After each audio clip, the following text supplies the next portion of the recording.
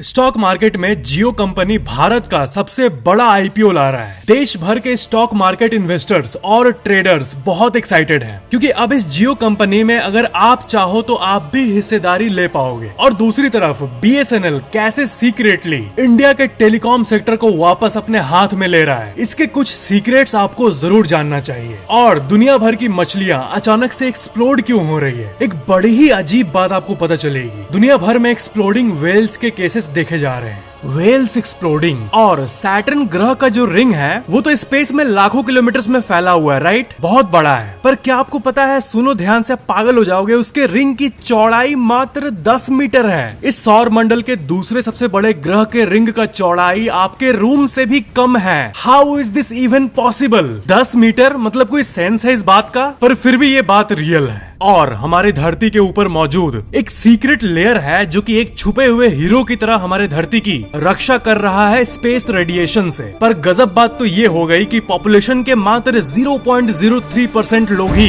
इस लेयर के बारे में जानते हैं। मैं तो जानता हूँ, बोलने वाले लोग को मैं बता दूं कि ये ओजोन लेयर नहीं है, बल्कि उससे भी सीरियस चीज है। ऐसे ही कई इंटरेस्टिंग रैंडम फैक्ट्स आज आप इस वीडियो में जानोगे। अगर आपने सब्सक्राइब करके ऑल पे क्लिक किया हुआ है तब तो ठीक है, डन। लेकिन अगर आपने अभी तक नहीं किया तो सब्सक्राइब करके बेल आइकन पे क्लिक करके ऑल पे जरूर क्लिक कर लेना, ताकि नेक्स्ट वीडियो रिलीज होते ही आपको तुरंत मिल जाए। फैक्ट नंबर 8, एक सिंपल सी बात मैं आपको बता रहा हूँ। मान लो किसी जगह का टेम्परेचर है 45 डिग्री सेल्सियस, ओके? और दूसरी तरफ एक बहुत ही इंटेंस जगह की टेम्परेचर है 90 डिग्री सेल्सियस। तो आप मुझे ये बताओ, क्या इन दोनों का रिलेशन लीनियर है?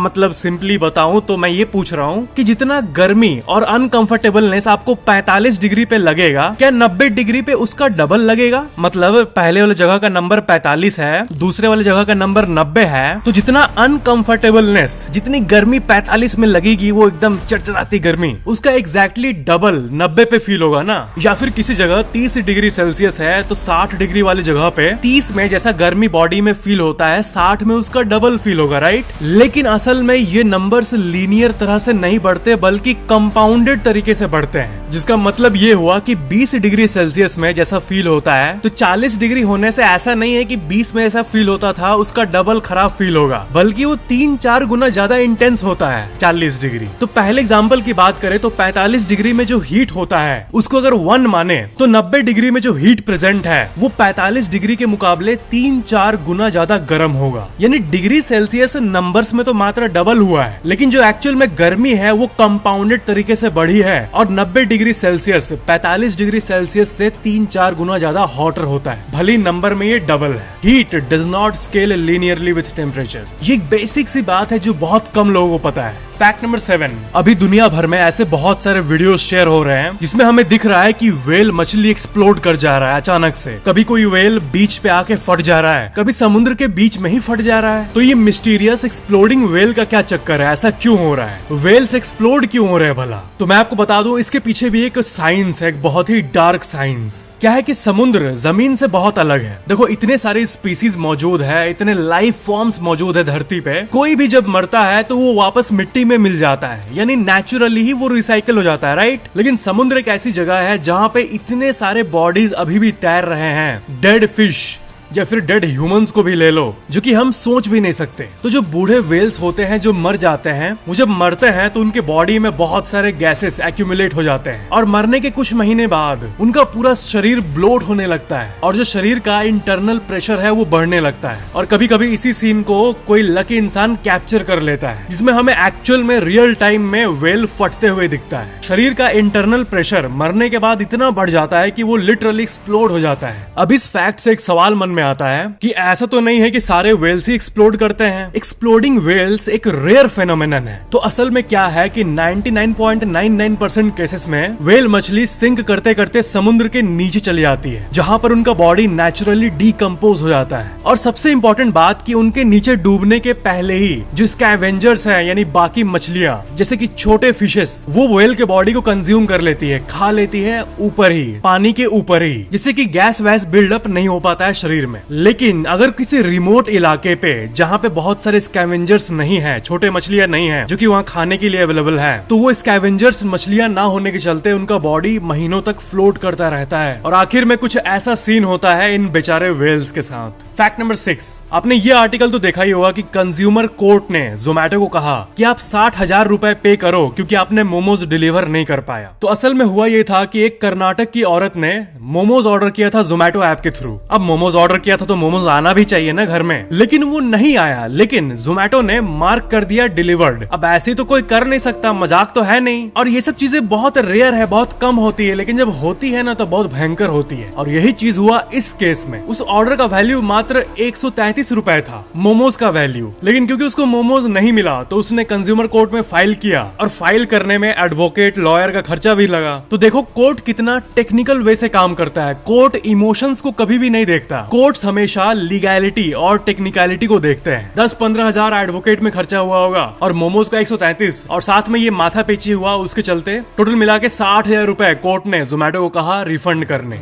यानी देखो आप पावरलेस नहीं हो। कोई भी ऑनलाइन ऐप आपके साथ फ्रॉड करती है तो बस आपको साथ में प्रूफ रखना है अपने साथ। आपके पास प्रूफ है तो कंज्यूमर कोर्ट में आप बहुत आगे तक जा सकते हो। किसी ने ऑनलाइन आईफोन ऑर्डर किया और डिलीवरी में ब्रिक निकला। देखो ये बात आपको भी अच्छे से पता है और मेरे को भी अच्छे से पता है कि ज्यादातर ये वीडियोस पब्लिसिटी के लिए होते हैं, ऐसी सेंसेशन क्रिएट करने के लिए होते हैं। इनमें कुछ होता नहीं है। फेक वीडियो बनाते हैं कि हाँ आईफोन लिया और ये ब्रिक रिसीव हो गया। लेकिन इन 100 वीडियोस में से एक वीडियोस जेन्युइन भी होते हैं जिसमें एक्चुअल में फ्रॉड होता है इंसान के साथ। तो एक्चुअल केस को प्रूव करने के लिए भी आपके पास कुछ होना चाहिए। तो ज्यादातर यूजर्स जब भी कुछ महंगा प्रोडक्ट आता है तो वो अनबॉक्सिंग वीडियो बनाते हैं। और आपको पता है अनबॉक्सिंग वीडियो बनाना एक बहुत ही अच्छी हैबिट है। ये आपको सुनने में सिंपल लगे, लेकिन अगर कुछ महंगा आ रहा है तो पैकेज खोलते समय आपको वीडियो ऑन कर लेना चाहिए ताकि आपके पास वीडियो प्रूफ रहे। जिससे बड़ा प्रूफ और क्या हो सकता है। मैं अपनी बात करूं तो मैं जब भी किसी 20,000 से ऊपर का कोई प्रोडक्ट या कुछ भी मैं ऑर्डर करता हूँ 20-25 हजार के ऊपर, तो फिर मैं अनबॉक्सिंग वीडियो बनाता हूँ। इसलिए नहीं कि मुझे 20-25 हजार का डर है, बल्कि इसलिए कि कंपनी अगर फ्रॉड करती है तो उसको पता चल जाएगा कि उसने किस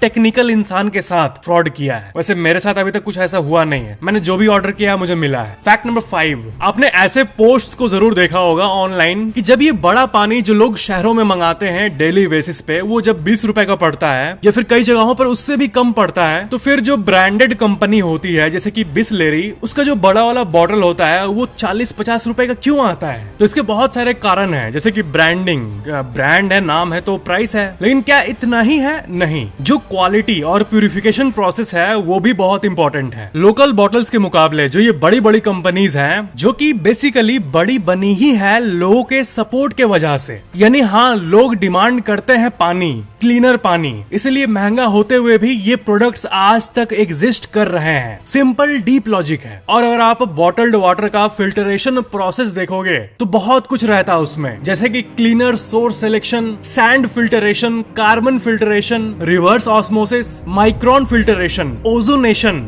UV treatment, minerals addition, final quality testing. तो ऐसे कई स्टेप्स में ये वाटर बनते हैं। अब सवाल ये है कि do we really need clean waters? क्या इतना क्लीन जरूरी है? तो देखो इतना सारा तामझाम प्रोसेस सुनने में तो ऐसा लगे कि आम इंसान के लिए क्या जरूरी है इतना कुछ, है ना? लेकिन बॉडी में जितना साफ पानी जाए उतनी अच्छी बात है। सिंपल। अब ज्यादातर लोग इन चीजों पे ध्यान नहीं देते, लेकिन बिसलेरी और बाकी कंपनीज का मार्केट है। इसका मतलब अभी भी बहुत लार्ज कंज्यूमर बेस है हमारे भारत में जो कि अल्ट्रा फाइन पानी पीना चाहता है। और कहीं पे घूमने जाने वक्त सस्ता पानी मिलने के बावजूद भी लोग इन ब्रांडेड पानी को चूज करते हैं। वैसे आपको शायद पता ना हो, लेकिन भारत में जो सबसे हाईएस्ट प्राइस है वाटर का, जो आप एक्चुअल में भी जाके बाहर खरीद सकते हो, वो है फिलिको ज्वेलरी वाटर, जिसका प्राइस कंपनी ने रखा है 1,16,000 रुपए पर लीटर। और रुको मैं जाता हूँ, अभी ले आता हूँ, पी के आप लोगों को रिव्यू देता हूँ। वेट, अगर इंसान पानी को इस कीमत पर ले जाके एक कंपनी को सस्टेन कर पाता है तो समझ जाओ इस दुनिया में कुछ भी पॉसिबल है। साइकोलॉजिकल वैल्यू किसी भी चीज का कहां तक जा सकता है इसका कोई हद नहीं। फैक्ट नंबर 4, ये एक बहुत ही गजब फैक्ट है। इसके बारे में बहुत कम लोगों को आइडिया है। एक नॉर्मल अंडा, मुर्गी का अंडा, उसके ऊपर अगर आप खड़े हो जाओगे तो क्या वो टूटेगा? ऑफ कोर्स टूटेगा। ज्यादा से ज्यादा 20 किलो सह पाएगा एक अंडा का सरफेस। पर जो ऑस्ट्रिच एग होता है, ऑस्ट्रिच के बड़े बड़े एग्स, क्या आपको पता है कि अगर आपका वजन 150 किलो है, 150 किलोग्राम, तब भी वो नहीं टूटेगा, क्योंकि एक ऑस्ट्रिच एग करीब 320 पाउंड यानी 145 किलोग्राम सह सकता है। उसको कोई इंसान जब तक कोई बॉडी बिल्डर ना हो हाथ से तोड़ भी नहीं पाता। अब ऑस्ट्रिच के अंडे से एक और सवाल उत्पन्न होता है कि जिस तरह इंसान चिकन अंडे का ऑमलेट बनाता है, मतलब नॉर्मल अंडे का ऑमलेट और बहुत सारे डिशेस, क्या ऑस्ट्रिच के अंडे का भी ऑमलेट बनता है? तो इसका आंसर है हाँ, बनता है। ऑस्ट्रिच एग्स बिल्कुल चिकन एग्स की तरह होते हैं और बहुत सारे डिशेस में उसका यूज किया जाता है, और वो भी नॉर्मल अंडे की तरह प्रोटीन, विटामिन और मिनरल से भरे होते हैं। इनफैक्ट वो कई कल्चर्स में हेल्दी भी माने जाते हैं। यहाँ पर और एक बहुत ही गजब बात बता दूं कि एक ऑस्ट्रिच एग इक्विवेलेंट होता है 24 चिकन एग्स के बराबर। जी हाँ, उसका जो वॉल्यूम होता है वो 24 चिकन एग के बराबर होता है, और एक ऑस्ट्रिच एग में 2000 कैलोरीज होते हैं। यानी अगर आप एक ऑस्ट्रिच का अंडा खा लो पूरा तो 2000 कैलोरीज यानी 20 रोटी के बराबर, और ये ज्यादातर इजिप्ट जैसे जगहों पर खाए जाते हैं। फैक्ट नंबर 3, सैटर्न प्लेनेट यानी जो शनि ग्रह है उसका एक बहुत ही बड़ा और खूबसूरत सा रिंग है, राइट? हम लोग सबने उस रिंग को देखा है। करीब 3 लाख किलोमीटर इसका डायमीटर है, वो तो ठीक है, लेकिन सैटर्न रिंग फ्लैट रिंग के नाम से जाना जाता है। यानी इसका जो रिंग है ये जितने एरिया को कवर करता है वो तो बहुत बड़ा एरिया है, ठीक है, लेकिन इसका जो थिकनेस है, वर्टिकल थिकनेस की बात हो रही है, वो एवरेजली सिर्फ और सिर्फ 30 फीट है, यानी कि 10 मीटर। यानी सैटर्न प्लेनेट का जो रिंग है वो इनक्रेडिबली थिन है, बहुत ज्यादा पतला है। सैटर्न क्योंकि एक बहुत ही बड़ा प्लेनेट है तो उसका जो ग्रेविटेशनल फोर्स है, गुरुत्वाकर्षण बल, वो बहुत ही ज्यादा है, और वो बहुत ही इंटेंस तरीके से उस रिंग को अपने तरफ पुल करता है इक्वली फ्रॉम ऑल साइड। और इसका इफेक्ट ये है कि ये रिंग्स बहुत ही नैरो स्पेस में एग्जिस्ट करते हैं। ये सैटर्न का रिंग है। ये जो यहाँ से यहाँ तक इतना चौड़ा है ये तो 3 लाख किलोमीटर है, लेकिन जो ये चौड़ाई देख रहे हो, छोटा सा वर्टिकल थिकनेस, ये है 30 फीट, ये है 10 मीटर। फैक्ट नंबर 2, ये एक बहुत ही गजब फैक्ट है। प्लाज्माफेरिक हिस एक शील्ड है अर्थ का जिसका नाम है दी प्लाज्मा शील्ड, जो कि धरती के एटमॉस्फेयर के सबसे आखिर में एक्सोस्फेयर में मौजूद है, और यही वो शील्ड है जो कि धरती को सोलर विंड से बचाता है। आपको मैं बता दूं कि अगर धरती के सब कुछ जैसा है धरती पे वैसे ही छोड़ दे और सिर्फ इसको निकाल दे हम लोग, मान लो ओजोन लेयर और बाकी जितने लेयर है सब एग्जिस्ट करते हैं, लेकिन अगर सिर्फ इस लेयर को अगर हम लोग इक्वेशन से हटा दें तो धरती कुछ ऐसी दिखेगी, लाइफ एग्जिस्ट कर ही नहीं पाएगा। सोलर विंड के चलते ऐसा रेडिएशन का डोज रिसीव होगा इंसानों को कि सिर्फ कुछ सालों के अंदर सब के सब रेडिएशन से मर जाएंगे। और आपको पता ही होगा कि इंटरनेशनल स्पेस स्टेशन और बाकी सैटेलाइट 400-500 किलोमीटर ऊपर उड़ते हैं धरती के सतह से। तो 400-500 किलोमीटर तो बहुत सामने हुआ, ये लेयर तो हजारों 4000 किलोमीटर ऊपर है। यानी सैटेलाइट्स भी रेडिएशन से प्रोटेक्टेड रहते हैं, नहीं तो सैटेलाइट टेक्नोलॉजी पॉसिबल हो ही नहीं पाती।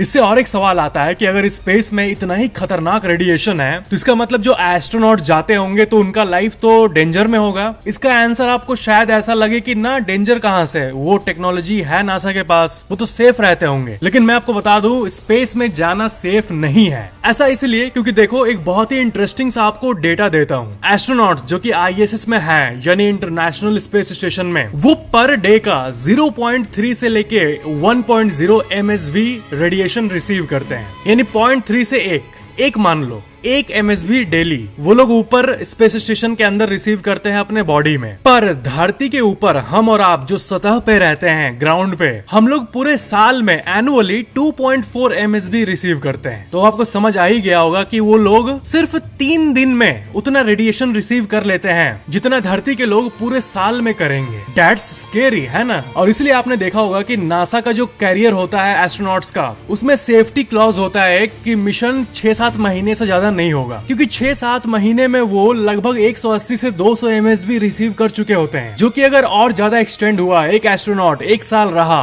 तो कैंसर का जो रिस्क है बॉडी में वो बढ़ जाता है। और ये बहुत ही स्कैरी बात है। यानी वो जो लेयर मैंने आपको बताया वो होते हुए भी इतना अनसेफ है, तो सोचो वो ना होता तो क्या होता। लेकिन दूसरी तरफ ये बहुत ही इंटरेस्टिंग फैक्ट है कि नासा इन सब चीजों पे डीप रिसर्च कर चुका है, और यही कारण है कि हम ये देखते हैं कि एस्ट्रोनॉट्स हमेशा बदलते रहते हैं। इंटरनेशनल स्पेस स्टेशन के अंदर एवरेजली 6 महीने से ज्यादा कोई नहीं रहता। Fact number 1, private telecom companies data का कॉस्ट जितना चाहे उतना अपने मर्जी के हिसाब से इंक्रीज कर रही है। अब ऐसा ठान ली है तो कस्टमर्स तो अब चुप बैठेंगे नहीं कि वो सेम सर्विस के लिए अब जो इतना एसेंशियल हो चुका है उसके लिए 20, 30, 40% ज्यादा दे। और इसलिए अभी एक मार्केट लीडर वापस रिवाइव होता हुआ दिख रहा है जिसका नाम है BSNL। आपको पता है लोग BSNL को इतना सपोर्ट क्यों कर रहे हैं? क्योंकि असल में 5G एक ऐसी चीज है जिसकी जरूरत सो टू स्पीक सबको नहीं है। इस बात पे शायद आप भी अग्री करते होंगे। अब 100-200 MBPS 1 GBPS का क्या करेंगे जब एक वीडियो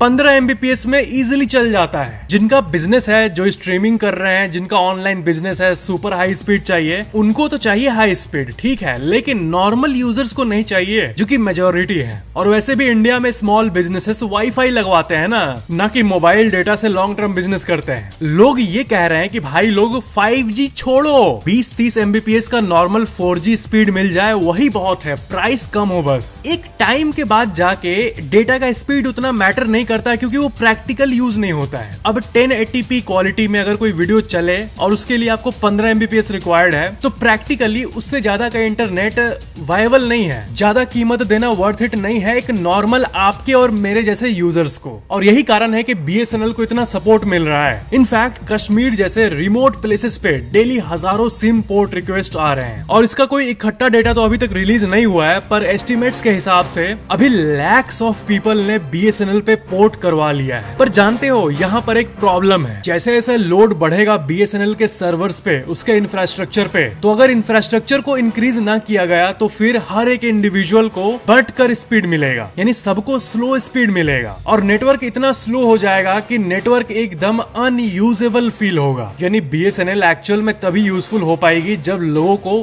फास्ट इंटरनेट मिले। पर यहाँ एक डीप बात बोलता हूँ आपको, फास्ट नहीं, डिसेंट मिल जाए, यूट्यूब प्ले हो जाए, व्हाट्सएप चल जाए, जूम कॉल हो जाए, 5G ना भी हो तो चलेगा। अब BSNL के केस में आपको पता है दो तरह के लोग हैं। एक वो लोग जिनके घर के सामने ही लकीली फिजिकल टावर मौजूद है BSNL का, अब उनको तो बेस्ट स्पीड मिल जा रहा है बहुत अच्छे रेट्स पे। पर जिनका घर BSNL के स्पेसिफिक टावर से बहुत दूर है वहाँ तो प्राइवेट कंपनीज का ही नेटवर्क पहुँच रहा है। मेरे खुद के घर में BSNL का जो इंडोर सिग्नल है वो सिर्फ एक बार का आता है, यानी जो टावर का नहीं बना रहता है 3-4, उसमें से बस एक ही पकड़ता है। तो ग्राउंड लेवल पे ये देख के इंसान मजबूर है प्राइवेट कंपनीज का ही सिम यूज करने के लिए। वैसे यहाँ पर मैं आपको टेली डेंसिटी का डेटा दिखाता हूँ इंडिया का। According to last year survey, India में जो टेली डेंसिटी है वो है करीब 84%, यानी पूरे भारत के जितने लोग हैं उसमें ऑलमोस्ट 84% लोग सिम कार्ड का यूज करते हैं। यानी इसका उल्टा 15 से 16% ऐसे भी लोग हैं जो मोबाइल फोन का यूज नहीं करते। वैसे वो 15% भी इंडिया के पॉपुलेशन के नंबर के हिसाब से 20 करोड़ लोग आ रहे हैं और बाकी 120 करोड़ लोग सिम यूज करने वाले कैटेगरी में आते हैं। और मार्केट शेयर तो देख ही सकते हो, जियो 40 करोड़,